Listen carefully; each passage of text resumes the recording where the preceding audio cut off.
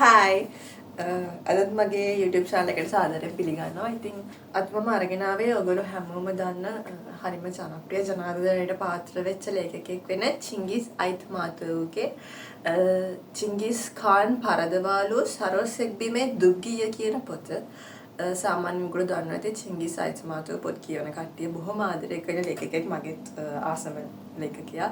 ඉතින් එතුමාගේ ගුරු ගීතය The First Teacher කියන පොත මේ ලෝකේ මේ හරිම ජනප්‍රිය වෙච්ච පොතක්. මේ රුසියන් සාහිත්‍යයට බර පාඨකින් අතරේ බොහොම ආදරයට පාත්‍ර වෙච්ච මම හිතන්නේ මුල්ම පොත් අතර තියෙන පොතක් තමයි ගුරු ගීතය කියන්නේ.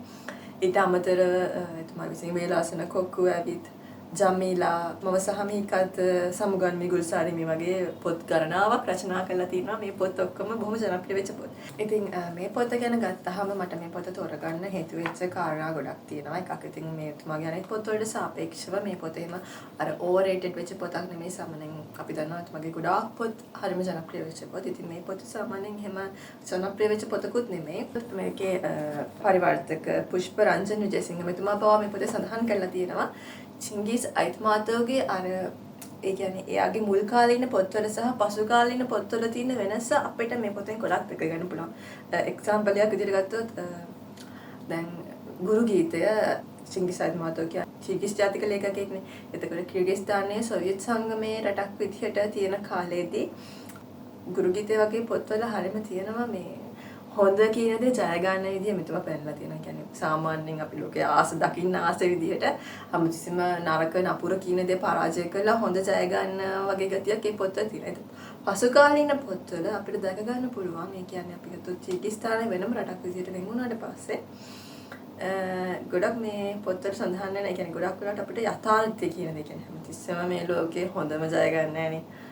ඉතින් අපිට සත්‍ය කියන්නේ කටවල සත්‍යයට මුහුණ දෙන්න වෙනවා. හොඳ කියන දේ සමහරක් වෙලාවට වැරලිලා කියන්නේ පහළට වැටෙන දේ අවස්ථා තියෙනවා.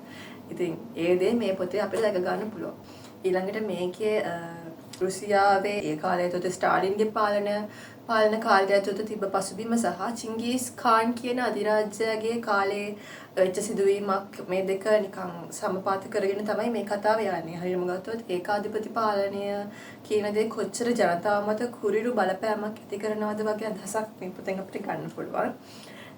ඉතින් ගත්තොත් මේ කතාවේ ඉන්න ප්‍රධාන චරිතය එයා මේ හිරබාරයට පත් වෙලා තියෙනවා. ඒ කාලේ අර ස්ටාලින්ගේ ක්‍රූර පාලනයක් තිබ්බලා තියෙන. ඉතින් ස්ටාලින් සාමාන්‍යයෙන් හොඳ නායකයෙක් විදිහටත් හඳුන්වනවා. ඒ වගේම එයාගේ කුරුරු පැත්තකුත් තියෙනවානේ. ඉතින් මේකත් එක්ක මෙයා මේ කතාව අපි ගත්තොත් අර හරිම සුමට කතාවක් නෙමෙයි. හරිම රසවත් ඒත් පොඩි ගොරහැඩි ගතියක් තියෙනවා. මේක කියවන් යද්දී අර අපිට පොඩ්ඩක් අර අපේ ඔළුවට පොඩි මහන්සි ගතියක් දැනෙනවා. මොකද ඒ සිරබාරටපත් වෙලා ඉන්නකේ ඒ ප්‍රධාන චරිතේ යා විදින්න අර හරිම කටවර අත්දැකීමක් විදින්නේ. නිකන් එයාට ලොකු අර ශාරීරික හිංසන නැති වුණාට එයාට නිදා ගන්න හම්බ වෙන්නේ අනිකන් එයාට මානසිකව ලොකු පීඩාවක් ඇති කරනවා මේ අර ඒ ජේල් එකේ කට්ටිය. ඉතින් මේකත් එක්ක එයාගේ අත්දැකීමත් එක්කම ඊට පස්සේ අපේ ඉතිහාස කතාවේ කියන්නේ චිංගිස් ખાන් කියන අධිරාජ්‍යය. අගොල්ලෝ දන්නවද චිංගිස් ખાන් කියන්නේ ඇලෙක්සැන්ඩර් ද ග්‍රේට්. එහෙම නැත්නම් මහා ඇලෙක්සැන්ඩර් අධිරාජ්‍යය කියන කෙනාටත් වඩා මේ ලෝකේ විශාල භූමි ප්‍රමාණයක් අල්ලගත්ත, ඒ වගේම ලෝකෙ 30ක් විතර විශාල ජන සංහාරයක් කරපු හරිම අර අපි ගත්තොත් ටෙක්නිකල් පැත්තෙන් මානවයා කියන කෙනා අර ඒ පැත්තෙන් ගොඩක් ප්‍රාථමික අවධියක වුණත් විශාල ප්‍රමාණයෙන් භූමිය අත් කරගත්ත මොංගෝලියන් ජාතික පාලකයෙක්. ඉතින් මෙයා හරිම ක්‍රූර ඒකාධිපති පාලකයෙක්. ඉතින් මෙයාගේ මේ ඒකාධිපති පාලනයත් එක්ක අර එන ජනප්‍රවාදයක් තමයි කියන්නේ අපි දන්නේ ඒක ඇත්තම කතාවද කියලා. ඒ කාලේ ඒ රටවල ආශ්‍රිතව තිබ්බ ජනප්‍රවාදයක් මේ කතා දෙකම එකට තමයි මේ කතාව ඇතුලේ යන්නේ. ඉතින් මේක ඇතුළත ගත්තාම මට කියන්න බැරුණා. ඉතින් මෙන්න මේ කතාව මුලින්ම මේ චිංගිස් අයිත්මාතෝ රචනා කරලා තියෙන්නේ සියවසක් පවත්නා දවස කියන නවල් එකේ එන කැලක් විදිහට. ඒ කොටස මෙයාට ඇතුළත් කරන්න හම්බලා නැහැ. ඒ කාලේ තිබ්බ රුසියාවේ තිබ්බ කියන්නේ ඒ කාලේ සෝවියට් සංගමයේ තිබ්බ ප්‍රශ්නත් එක්ක මෙයාට ඒ කතාව වාරණයක් ඇති වෙලා ඒ කොටස ඉවත් කරන්න සිද්ධ වෙලා තියෙනවා.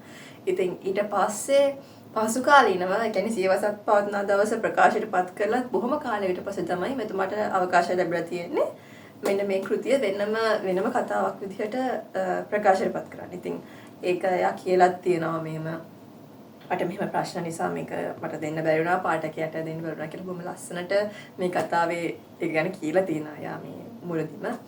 ඉතින් අපි ගත්තොත් ඒකේ සිද්ධ වෙන්නේ මම අර ජනප්‍රවාද කතාවට ගියොත් ඒකේ වෙන්නේ බොහොම කියන්නේ ඒ කාලේ අර චිංගිස් ખાන් අර එයා ඇවිල්ලා නිකන් ගැල්වල නැගලා රටවල් වලට යාගේ මුළු අර හමුදාවයි තව විශාල ජන කොටසක් නිකන් අර මුළු ජනපදයක්ම වගේ ගැල්වල තියාගෙන මේ එයා රටෙන් රටට අනේක තමයි කරලා තියෙන්නේ ওই විදිහට ආක්‍රමණය කරන ගම.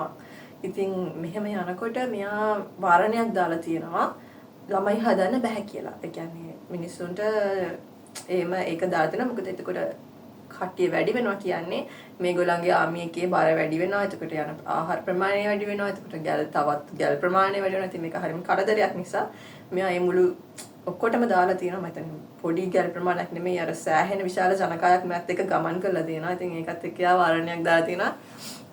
කිසිම කෙනෙක්ට දරුවෝ හදන්න බෑ කියලා. ඉතින් මේකත් එක්ක අර එක කපල් එකක් ඒගොල්ලන්ගේ සම්බන්ධතාවය රහසින් කරගෙන ගිහිල්ලා මේ ගෑනු කෙනෙක් ගැබ් ගන්නවා. ඉතින් මේ චිංගිස් ખાන්ට මේක අහු වෙනවා. අහු වෙලා මෙයා ඒ දෙමව්පියන්ව ඝාතනය කරනවා. ඊට පස්සේ අර බිලිඳු ළමයාව ඒගොල්ලන්ගේ මේ කාර්යයටපත් වෙන එකක් තමයි යන්නේ. ඉතින් අවසානයේ හැබැයි මම අර කිව්වනේ අර හැමතිස්සෙම ජය ගන්න, කියන්නේ හැමතිස්සෙම හොඳම ජය ගන්නේ නැහැ කියලා. ඒ වුණාට මේකේ කතාවේ පොඩි ඉගියක් දීලා තියෙනවා. ඒ කියන්නේ අර අපි කොච්චර කරත් ඒ රට මේ ලෝකේ යම්කිසි සාධාරණත්වය කියලා දෙයක් තියෙනවා කියලා. මොකද චිංගිස් ખાන්ට ඒ කියන්නේ ඒකත් අය ජනප්‍රවාදයට අනුව චිංගිස් ખાන්ගේ උඩින් හැමතිස්සෙම සුදු පාට බලාකුලක් තිබ්බලු. ඒක හරිම රසවත්. ඒ කියන්නේ මිත්‍යාවක් වෙන්නේ නැති ඒත් හරිම රසවත්. ඒ බලාකුල අතුරුදහන් වෙනවා. ඉතින් අතුරුදහන් වෙලා චිංගිස් ખાන් ඒ වෙලාවෙම නවතිනවා කියලා කියනවා. ඒ කියන්නේ යාගේ ගමන නවත්තලා ආයෙ ගැල් ටික අපව හරව ගන්නවා කියලා තියෙනවා. යාගේ අර ආක්‍රමණය නවත්තලා. ඉතින් ඒ සුදු පාට බලාකුල අර ළමයා වඩාගෙන යන මෙහෙකාරිය උඩින් ආපහු මතුවෙනවා. ඉතින් අපිට හිතන්න පුළුවන් යම්කිසි අර සබදාවිචි මොකක් හරි හොමාරුවක් සිද්ධ කරලා තියනවා කියලා ඒගොල්ලන්ගේ ලක් එක කියන දේ.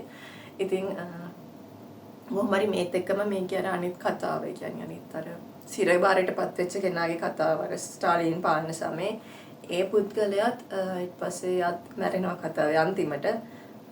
ඉතින් ඒක සෑහෙන ඒ ටික කියන ටික කටෝරයි ඒත් කොහොම අපිට ලොකු අවබෝධයක් ගන්න පුළුවන්. ඒත් කාලේ අපි දැන් ගත්තොත් අපි මම සාමාන්‍යයෙන් සෑහෙන රුසියන් පොත්වලට ආස කරන කෙනෙක්. රුසියන් සාහිත්‍ය තමයි මම කියන්නේ පොඩි මුලින්ම කියපු කතාවල තියෙනෙත් මම ආදරය කරන කෙනෙක්.